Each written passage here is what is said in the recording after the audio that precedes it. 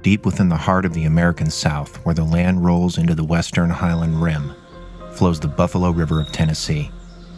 Not as famous as its national counterpart in Arkansas, but it offers a beautiful landscape and is defined by one simple, profound fact. It is the largest unimpounded or undammed river in Middle Tennessee.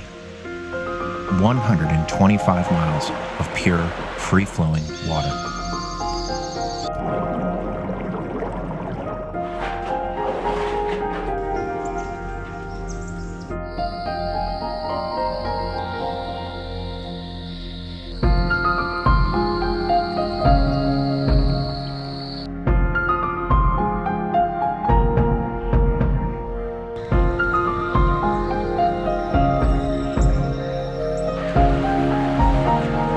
The Buffalo River isn't just about the water and wilderness, it's also about the people who live and work alongside it. The journey always begins with logistics, and for us, that meant the Crazy Horse Access Point, a hub of activity and local hospitality.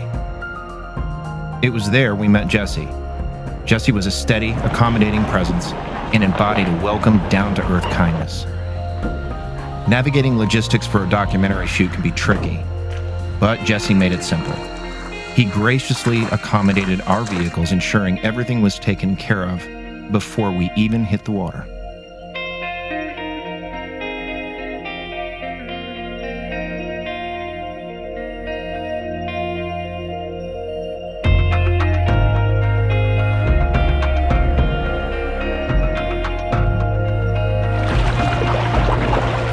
From its modest headwaters in northern Lawrence County, where the North and South Forks meet, the Buffalo begins its journey. It snakes northward through 3 different counties: Lawrence, Lewis, Wayne, Perry, and Humphreys, cutting through a landscape built on limestone, chert, and shale. This geology is key. It creates the characteristic clear, sometimes aquamarine water that is the signature of the region, especially during the dry season. It did remind us of parts of the Kern River in Missouri.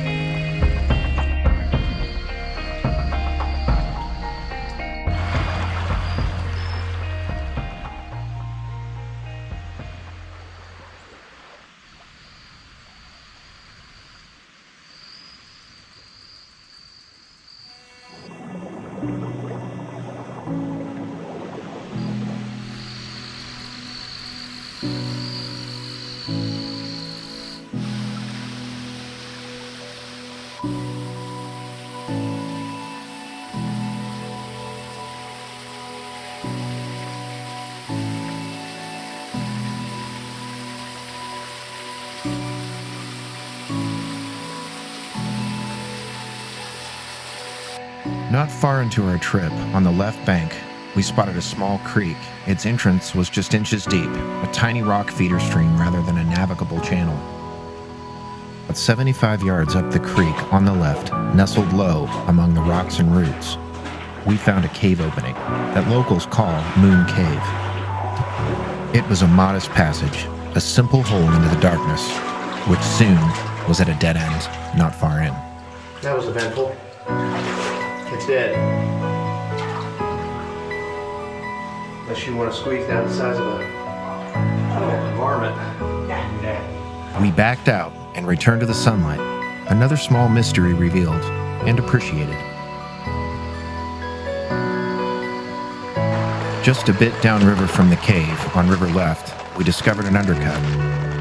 In higher waters, this could be a concern and a bit dangerous if unaware. The water ominously disappearing under the rock ledge is a good reminder that sometimes it's necessary to scout a river before navigating a passage.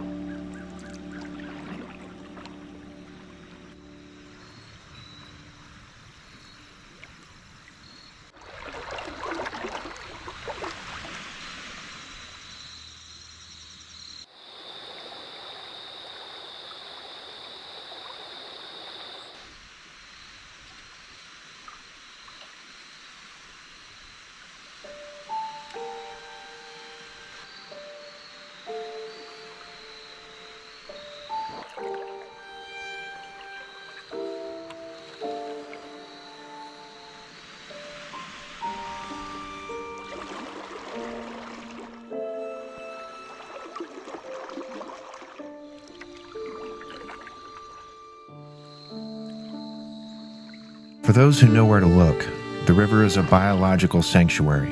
The Tennessee Department of Environment and Conservation has identified 48 rare plant and animal species within its watershed.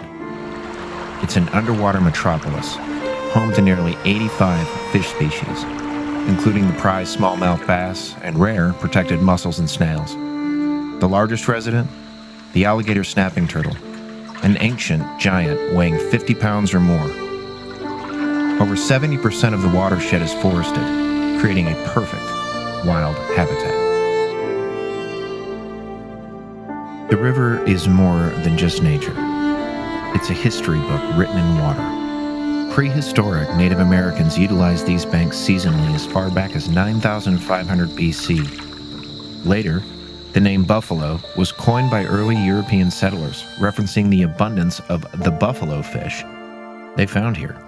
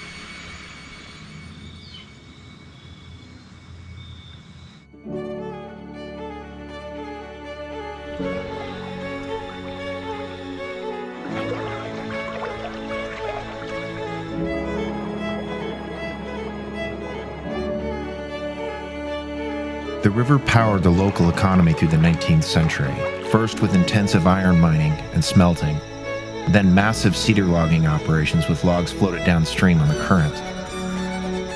Today, the industry is tourism. The river's free-flowing character makes it a haven for recreation. The middle section, in particular, is perfect for canoeing and kayaking, offering a mix of gentle rapids and a slow, flat water. The upper portion of the river has even been designated a state scenic river, a testament to its untouched beauty.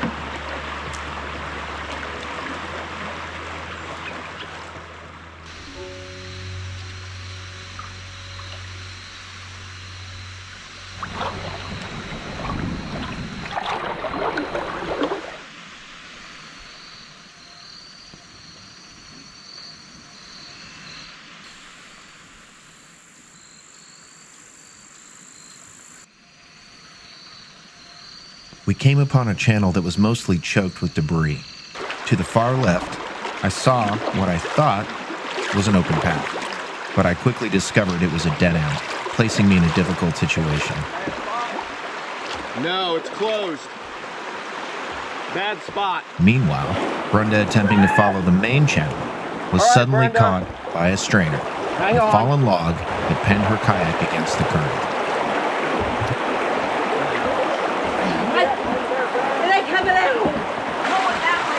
I'll have to help you, but I gotta get out of this.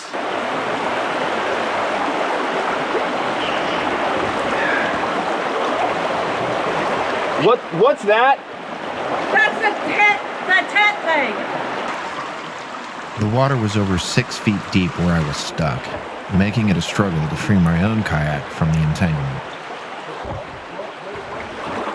Eventually, I managed to get myself loose, and Brenda's kayak was able to be pulled free from the pin.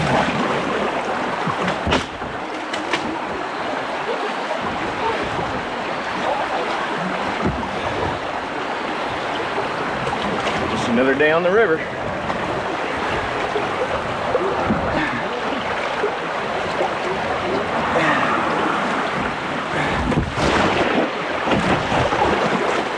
I did really good, honey. I got my boat up here. You kept your paddle. She kept her sense. That was awesome. Yeah. Thanks, man. Good job.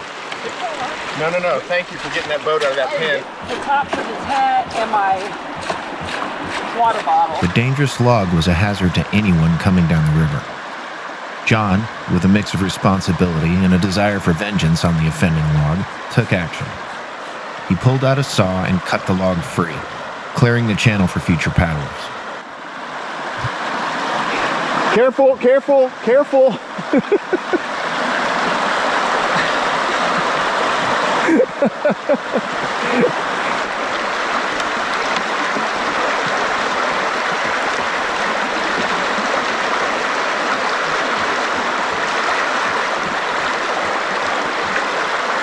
Good job. That's what I'm talking about. Now hopefully somebody else doesn't experience the same thing. Thank you, John.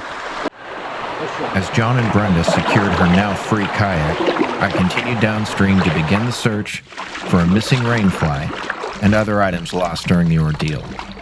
All were found.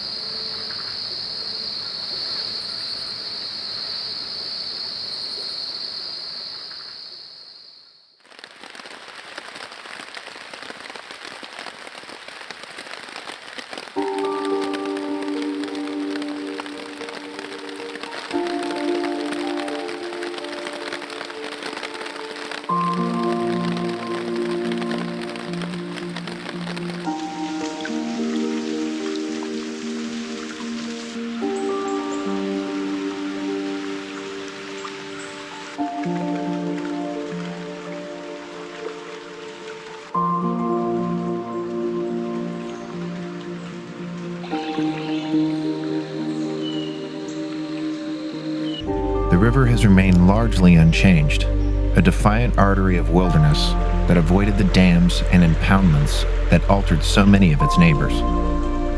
It connects our past to our present, sustaining a vibrant ecosystem and a way of life. It's more than just a waterway. It's a living testament to a wild Tennessee, flowing freely, just as it has for a millennia.